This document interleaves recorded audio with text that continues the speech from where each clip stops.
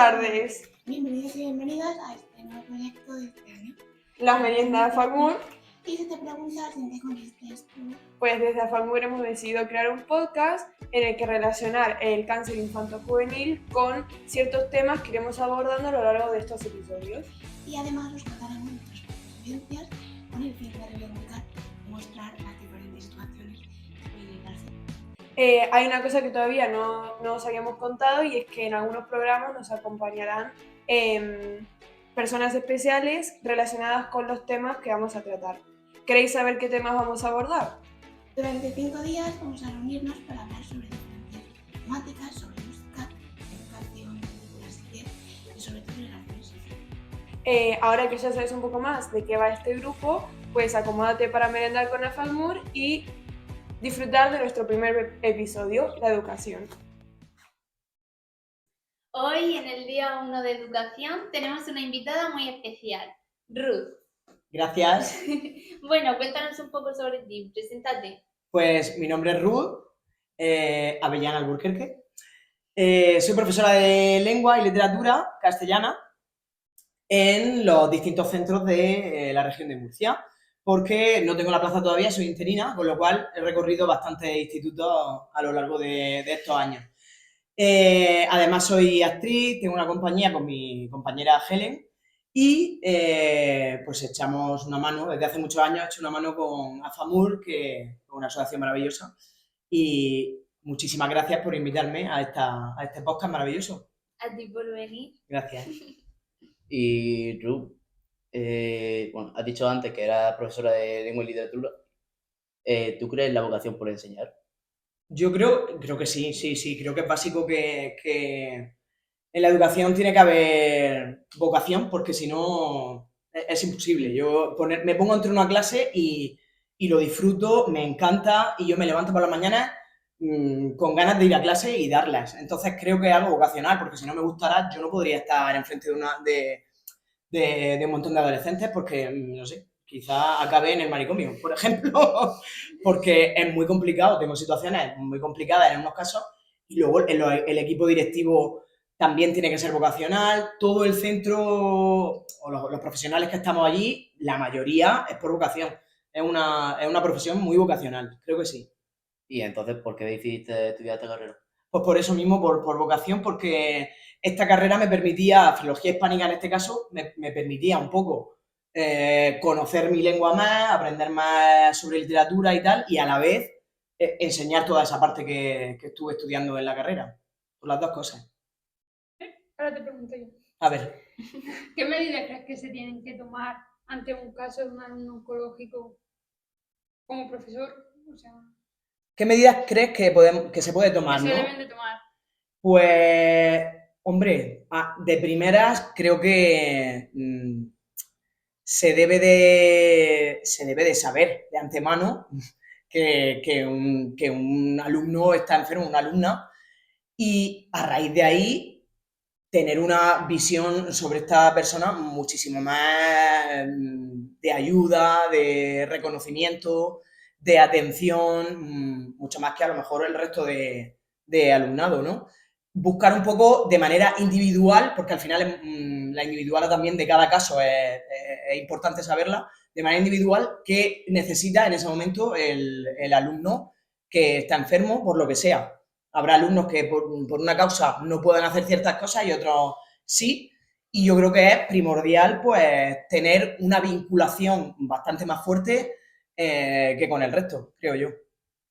¿Y tú crees que hay una desinformación entre los profesores y los centros sobre estos temas en general? Vamos a ver, en general creo que sí que no hay mucha información, es decir, en el caso de problemas de salud mental, por ejemplo, todo está muchísimo más protocolarizado, se reconoce mucho más este tipo de casos y están más pendientes. Es verdad que los casos oncológicos no creo que no presentan tanto protocolo en este caso, ¿no? Y Ruth, por regla general, o sea, hoy en día hay muchos niños que están pasando por una enfermedad oncológica. ¿Tú te has visto ante una situación de este tipo y cuál ha sido la peor situación que has tenido en este caso? Pues mira, la peor situación fue el año pasado, que realmente no fue una situación negativa, pero sí que se pone en tela de juicio un poco esto que estamos hablando del protocolo.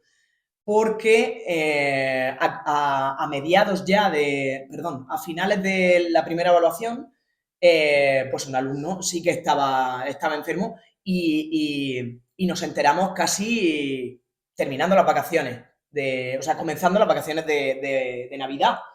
Quiero decir que pasan los días, esta persona estaba enferma en casa y venía, no venía, entraba, venía, pero a mí en ningún momento se me informó de que esta persona era un enfermo oncológico, ¿entendéis? Entonces, claro, yo tampoco sé qué tipo yo en ese caso tampoco era tutora el tutor en este caso no avisó porque no lo sabía. Entonces, claro, todo esto es un no sé, que lleva a que en muchos casos, pues, no se controlen, no sabemos los profesores qué actuación tener, e incluso de los equipos directivos, porque tampoco hay un protocolo que lo recoja. Entonces, sí que hay este tipo de cosas y creo que sí que es verdad, hay que poner un poco de atención. Vale, entonces no existe un protocolo para cuando ocurren estos casos. Entonces, ¿cómo actuáis? No, mira, protocolo que llegue de la Consejería de Educación no hay. Lo que yo he preguntado, igual me equivoco, pero no hay ninguno. Sí que hay unas guías que dan las asociaciones a los centros educativos, que sí que hay algún caso de oncológico y tal. Entonces sí que las asociaciones se ponen en contacto, pero lo que es un protocolo donde se expliquen unas normas de cómo actuar el profesorado y el alumnado ante una situación así, no la hay recogida a día de hoy. Creo que sí que es algo que habría que hacer, igual que se hace en otro tipo de enfermedades de salud y, vamos, importante, de salud mental sobre todo. Sí, porque al final eso nos repercute a todos porque estamos al libre Albedrío de que el profesor nos quiera adaptar más, nos ponga más facilidades o no, y es algo que hemos comentado siempre en estas reuniones, que nuestra asignatura en ese momento se queda totalmente a la voluntad del profesor o de la profesora, de las Efectivamente. facilidades que nos quieran poner o Esa es la cosa, que al final nosotros, por ejemplo, con otro tipo de enfermedades que se presentan en el centro, tenemos un protocolo a seguir y tenemos una orientación y unos trabajos y nosotros estamos como priorizando ese tipo de necesidades de diversidad, porque la diversidad se trabaja muchísimo en los centros. Sin embargo, esto precisamente no. Entonces, si te encuentras con un enfermo oncológico en un instituto, pues ya queda todo en manos de la voluntad del propio profesor. Y claro, pues yo la puedo tener, pero otro a lo mejor no lo sabe. Y yo aquí sí que quiero decir que la mayoría del profesorado siempre ha tenido una buena actuación cuando se entera de que en realidad, pues sí que se ha encontrado con un enfermo oncológico. Por supuesto que todo el mundo tiene buena voluntad con eso, pero si hubiera un protocolo, pues nos ajustábamos todo a eso y no habría estas cosas que pasan, ¿no? Que son casos muy concretos, pero están pasando. Entonces, cualquier caso se tiene que protocolizar. Si no, esto va a suceder año tras año. Y muy bien también que lo pongáis aquí sobre la mesa. Me gusta mucho este tema. ¿Y cómo se tiene que ajustar cada profesor a este tipo de casos?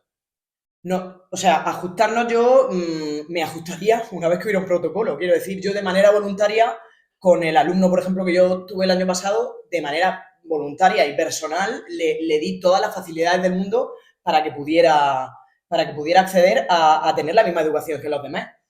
Si él no venía un día y había un examen, se lo hacía cuando él podía.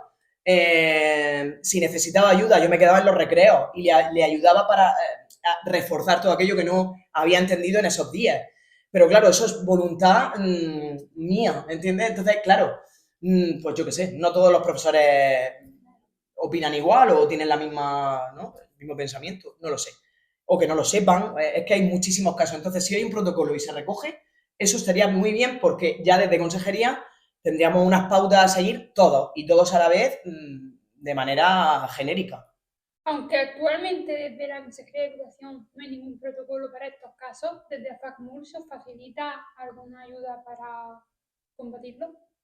Sí, sí, sí. Mira, a través de la asociación AFACMUR hay un programa de tutorías que se hace en conjunto con la aula hospitalaria, en el que se citan al equipo directivo del centro donde se encuentre el enfermo oncológico y el tutor o la tutora. Y bueno, en ese encuentro pues sí que se les explica una guía, un seguimiento, un trabajo muy pormenorizado, perdón, de la actuación con el enfermo concreto, ¿vale? También porque como cada niño o cada niña puede presentar unas secuelas distintas y es muy personal, pues sí que es verdad que esta guía es genérica, pero también pues desde la asociación van a hablar sobre todo los casos de cómo acercarse el profesorado a los niños y las niñas en este caso y trabajar desde ahí, con la ayuda pues eso, con una ayuda conjunta entre las aulas hospitalarias FAMUR y el equipo directivo y el tutor o la tutora. O sea que sí, sí que existe esta guía. Genial. Y por último, ¿quieres hacer alguna reivindicación sobre este tema? Pues en principio dar muchas gracias a esta labor que hace la asociación, porque sin ella, fíjate cómo estaría la cosa. Entonces sí que es verdad que yo reivindicaría de manera personal un protocolo más generalizado desde la Consejería de Educación, es lo único. Que yo sí que haría esta petición, ¿no? De una recogida y un acercamiento más genérico y que forme parte de otro tipo de enfermedades que sí que están recogidas y protocolarizadas, pues que esto también se recoja de esta manera, es lo único. Perfecto, muchas Muchas gracias a gracias. vosotros y vosotros y vosotras.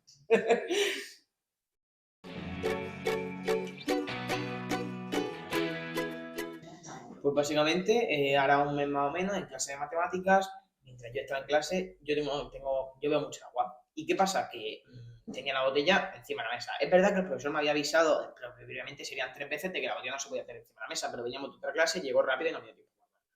Total, que llegó, vio la botella, le dio un manotazo, la tiró al suelo, le pegó una patada, le intentó subir a un mueble, la subió y le dijo a un compañero, dile que la persona se mete la botella por el culo, que se va a sentar encima. ¿Qué pasa? Que después de esto me sacó a la pizarra, me hizo hacer un ejercicio que no sabía hacer, mis compañeros se empezaron a reír, me preguntó las tablas de multiplicar del 1 al 10, fallé y básicamente me mandó a mi sitio después de decirme que si estaba contando con los dedos o cogiéndomelos.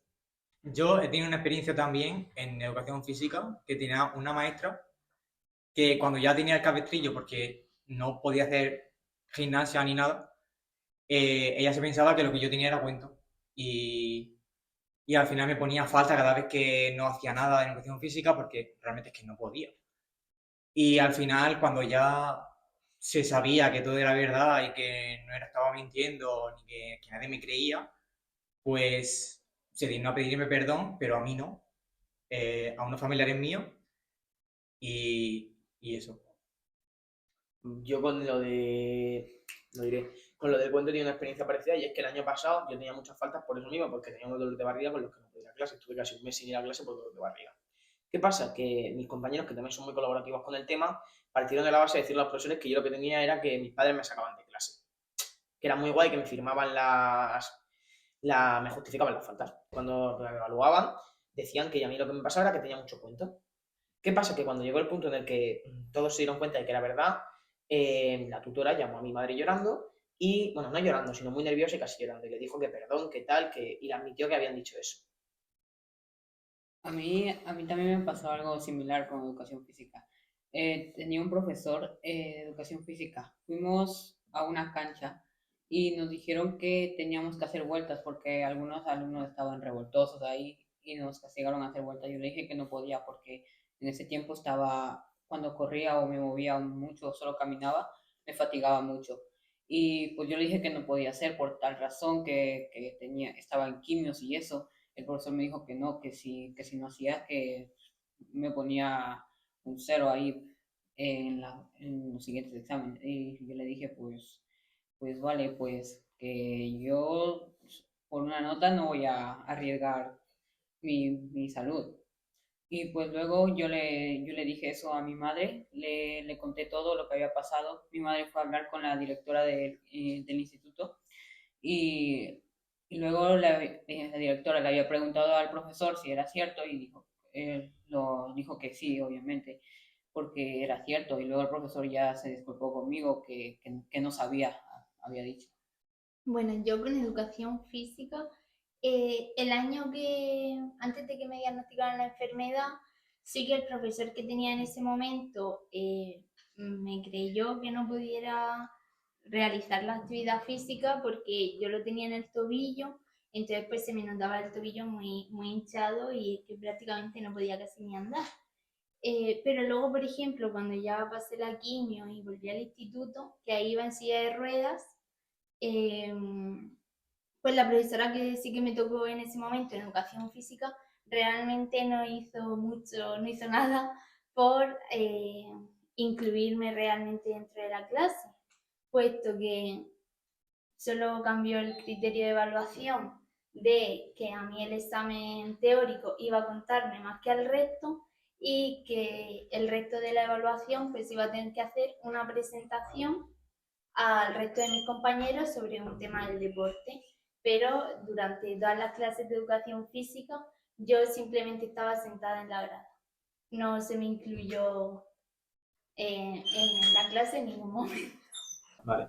Pues básicamente con educación física a mí me pasó que hace relativamente poco estábamos haciendo un circuito y precisamente mi madre firmó un papel que decía tal cual, que yo no podía hacer ciertas actividades por el portado. ¿Qué pasa? Que nada más dar ese papel, lo primero que hicimos fue un juego de empujones, que bueno, dentro de lo que cabe, no es tan malo como un golpe directo, un empujón. ¿Qué pasa? Que hace poco hicimos un circuito y en el circuito una de las pruebas eran tirarte al suelo con el peso del cuerpo, levantarte haciendo una flexión y darte en los lados para así seguir haciendo. ¿Qué pasa? Que yo le dije a la profesora, no puedo hacerlo y me preguntó por qué. En plan, como si estuviera diciéndole que no quería hacerlo porque sí. Se lo expliqué y ya fue otra cosa. Ya estuvo toda la clase diciéndome, estás bien, tal, pero claro, en principio, si tiene el papel...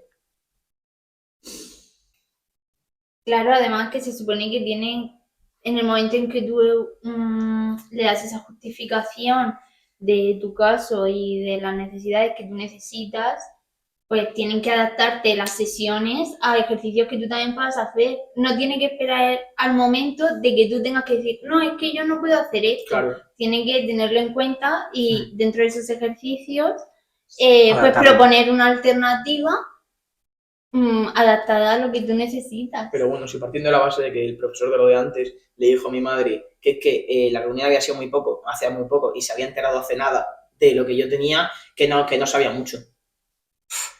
Pero si le dices que no puede hacer X cosas, Sí. coño. Está... Bueno, y ahora también queríamos contar que Unai y yo hemos coincidido en el mismo instituto estudiando de unos años antes y cuando nos reunimos aquí por primera vez este curso, Unai dijo que al instituto al que él acude,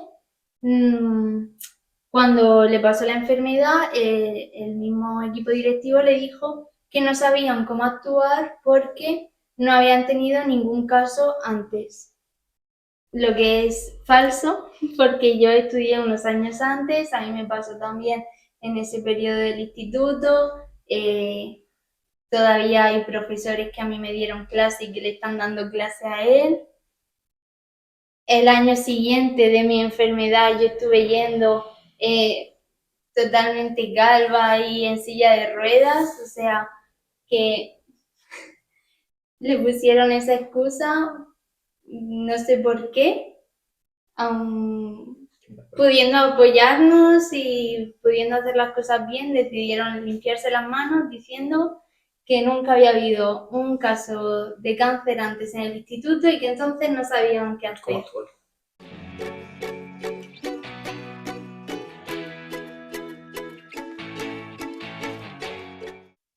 Para cerrar esta conversación queremos leeros 2 testimonios anónimos.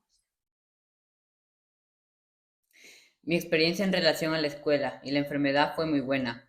Al ser un colegio concertado, no muy grande, éramos como una familia.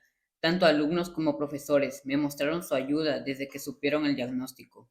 Me cuidaron muchísimo y estuvieron súper pendientes de mí. El claustro de profesores habló con la profesora de aula hospitalaria y las 2 psicólogas de la asociación. Al ser mi tratamiento relativamente corto y la mayoría de las quimios en el hospital del día, y como tenía días de descanso por medio de las sesiones, me dejaron hacer lo que yo quería, seguir recibiendo clases de mis profesores y en el colegio.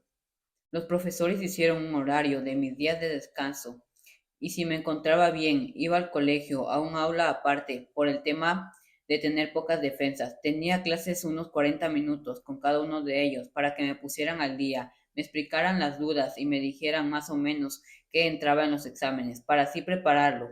Yo los días que estaba con quimio en el hospital solía tener exámenes o hacer pruebas cada 2 semanas más o menos, porque se adaptaban a como yo me sintiera, ya que había días que no tenía ni fuerzas para levantarme del sofá.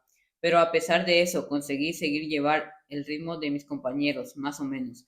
De abril, que fue el diagnóstico, hasta junio, que conseguí terminar el curso con muy buenas notas, a pesar de mi miedo inicial a repetir curso. Les estaré agradecida siempre por haber escuchado lo que yo quería en ese momento y por todo el esfuerzo que hicieron para que fuera así. Desde que inició el curso, la profesora nos ofrecía la posibilidad de realizar la formación en centros de trabajo en la modalidad Erasmus. Al principio no me llamaba demasiado la atención, pero tras las insistencias me decidí a presentar el examen previo de nivel que había que hacer. Cuando eché la solicitud a ese examen, me dijeron que no iba a ser necesario que lo realizara, puesto que cuento con una titulación oficial de inglés que me eximía de hacerlo. En el momento en que presenté toda la documentación necesaria para la solicitud, adjunté también mi informe oncológico, ya que esa información es importante presentarla para este tipo de cosas. Entonces ahí me dijeron que sí iba a ser necesaria la realización del examen de nivel, el cual realicé sin problemas. Al recibir las notas de dichos exámenes, observé que habían aceptado a otros compañeros los cuales su nota era inferior a la mía, y me presenté a la revisión de exámenes para saber por qué pasaba esto. La respuesta de una de las profesoras encargadas de la realización del Erasmus fue que, habiendo tenido cáncer, de lo cual hacía ya más de 10 años, no podía asistir, porque mi posibilidad de ponerme enferma era mayor. Finalmente, con esa excusa me denegaron el Erasmus. Y hasta aquí el episodio de hoy. Esperamos que os haya gustado. Habéis podido comprender la importancia de la educación sobre los procesos de enfermedad. Nos vemos en el próximo episodio. Hasta el próximo bizcocho.